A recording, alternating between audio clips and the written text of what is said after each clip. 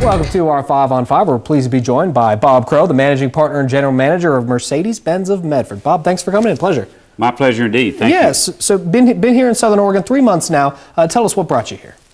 Business opportunity. My partners have 3 dealerships in Texas that they operate, and they wanted to expand to the West Coast area, and they wanted to be in the luxury car business. We're in the luxury car business back in Texas, and they wanted to stay in that.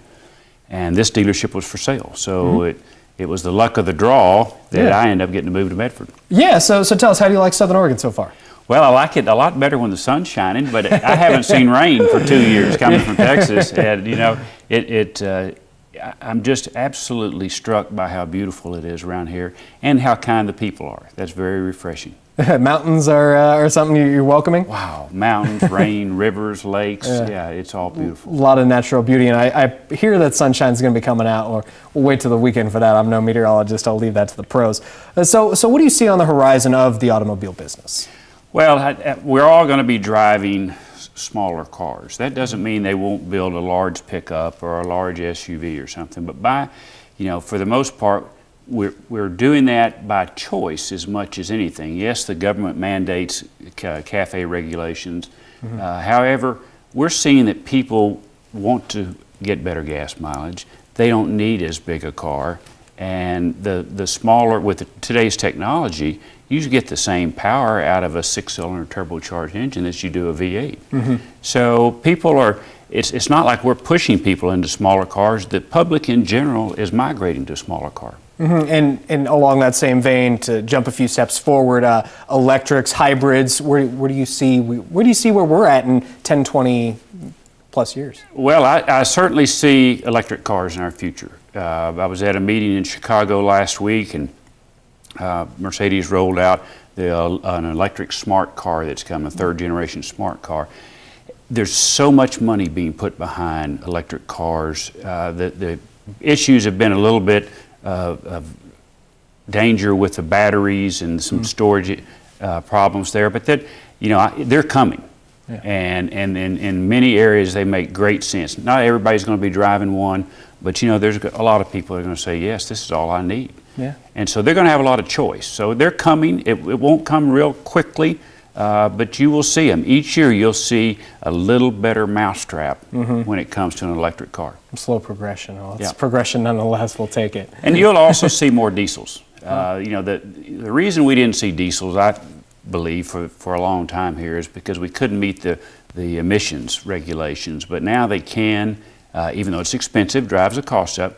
But we have a lot of demand for diesel now, and a diesel can deliver very close to what a hybrid can, and people are a little bit reluctant. Maybe somebody will say, I want to make a green statement, I want to drive a hybrid car, I feel better. You really don't see them going into a second hybrid car. They sort of do that, and then they'll say, well, wait a minute, I can get the same fuel economy or close to it with the diesel, and I just have a few more options with that. So I'm not saying hybrid's going away by any chance, but I see diesels and electric cars being a bigger part of our future. Sure. Okay. All right. We're going to take a quick break. Much more with Bob in just a moment. Stay with us. Welcome back to our 5 on 5. Again, we're here with Bob Crow, managing partner and general manager of Mercedes-Benz of Medford. I want to ask you, you're selling Mercedes-Benz, a very high-end car in Southern Oregon. The economy hasn't been the best. Is that going to be a challenge for you guys?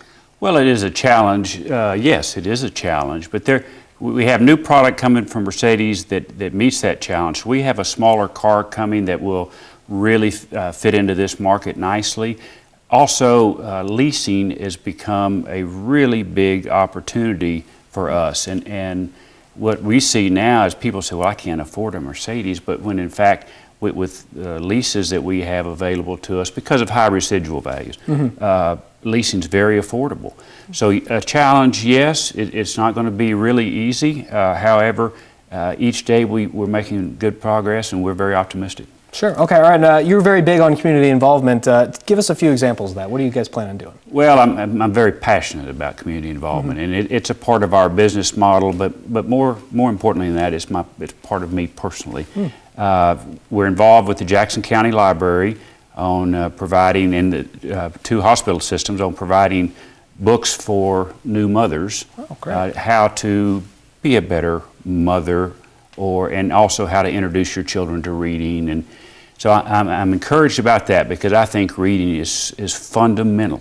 Sure. Fundamental in education, but we're also involved with the arts. We're a sponsor of the Brit Festival. We're a sponsor of OSF, and we will be involved. I've been on the Rotary tour a little bit. Love Rotary, and so it's just a part of who we are. We're very strong on being a part of our community and giving back to our community. Well, welcome. A pleasure to meet you, Bob. Thanks so much. I appreciate your time. Stay with us. We'll be right back.